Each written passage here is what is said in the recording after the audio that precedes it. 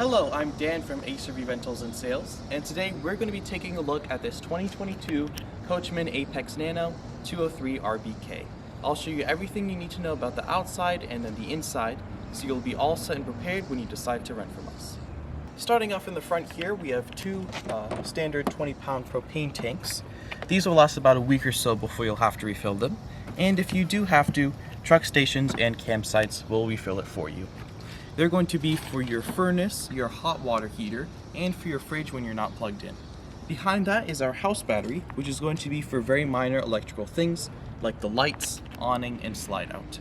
It'll be charged when your vehicle is plugged into it and it's running, or when you're plugged into shore power. Onto the driver's side here, we have our big storage area that goes throughout the front. And these are all the hoses and cords that we'll give you. This black cord here is going to be your power cord. This is a 30 amp RV. In this bag here we have a few things. We have our white hose here, which is our Fresh and City water hose. We have our black wire here, which is our TV cable. And we have our 30 amp to 15 amp adapter here as well. In this bag here we have our sewer hose, and I'll show you how to dump out the tanks now. Here we are in the back of the driver's side where we have our dumping station. We're going to take this brown hose that we'll give you. We're going to take the end with the teeth and clip it onto this outlet here. And you'll take the other end with the elbow and stick this in the ground at your campsite or wherever else you're dumping. From there we have two color-coded valves for each of the waste tanks. We have our black valve for the black tank, that's our toilet water. And we have our gray valve for the gray tank, that's our sink and shower water. When it's pulled out like this, it's open, and we push it in to close it. So right now, if there were anything in the tanks, they'd be coming out due to gravity. We recommend you open up the black one first, and then the gray one to kind of flush out the sewer hose. Once the gauges inside show that the tanks are empty, you can push them into close, and then unscrew the hose, and you're all good to go. Next to the storage, we have our freshwater inlet. So this will be to fill up the tank on the trailer. If you are camping and you're not plugged into city water and you want to use something from the sink or shower or toilet, you want to use the water from your tank, and this will be how you fill it up.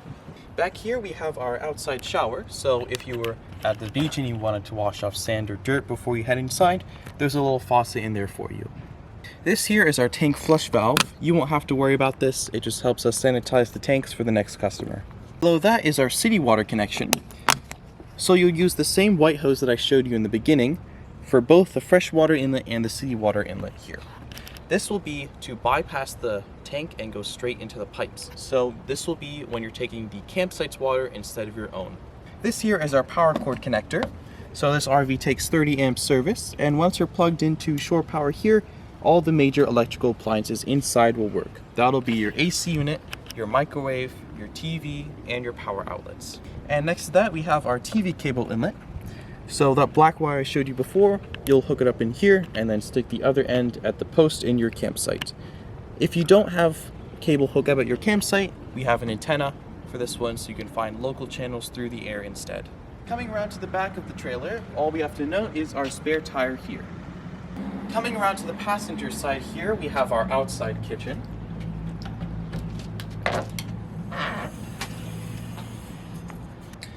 We have an outside stove here. So opening this up to our burners, and you're going to take this black cord here and you're going to plug this into the propane outlet below here, and this will take propane from the two propane tanks in the front. Outside fridge here will run on shore power, so you have to be plugged in for this to work. This here is the back of the fridge, and it will start leaking water. It's just condensation, so it's not broken or anything. We also have our exhaust for the furnace and the hot water here. Of course, expect both of them to be hot and don't put your hand there. In between those, we have some regular wall outlets, so make sure that you're plugged into your campsite for this to work. And finally, we have the other end of our big storage area in the front. Here we have some more power outlets, so cigarette lighter here, USB, and we have the LED lights for the front. To bring the steps down, you're going to pull on this and very slowly bring it down, and make sure that the door is open fully all the way, the first thing would be before you bring it down. And to bring it back up, you just do the same thing and it'll click into place. And that concludes the outside of this trailer, so we're going to head inside here. And you'll note that we also have a detachable screen door here as well. Now at the entrance here we have a few things to note. We have our fire extinguisher for safety, and we also have a smoke detector and carbon monoxide and propane detector inside. We have this little paper that will show you the specs of this trailer. So we have the sizes of all the tanks and the length, width, and height. We like to say that the height is 12.5 feet, so watch out for places like parking garages and drive-thrus. And above that we have our audio system, so we have our radio and we can connect to our phone with Bluetooth or USB. Above that we have a few switches. This light here is for the LED strip for the awning right outside. We have the awning itself, so we can extend it and retract it with this button. This is going to run on the house battery, so make sure that that is charged if you want to use this. And the awning is only for shade, so if it gets windy or rainy, you should bring it back in. The slide out is also going to run like the awning. It'll run on the house battery, and you can see that it's open for us right now. In the front is our master bedroom area, so we have our couch area here, and then this can turn into a bed, and I'll show you that right now. First we want to pull this sofa down like a futon, and then we can bring this mattress down like this, and here's your bed. This is our dinette area, and I'll show you how to turn this into a bed in just a second. First you want to take the tabletop and the poles out just by wiggling it. Next, with these cushions up, I can slide the tabletop onto these ledges. And finally, you take the cushions, arrange them in this format, and here's your bed. I'll also note that we have some cabinet space below each seat on either side. To use the windows, you'll pull this latch out.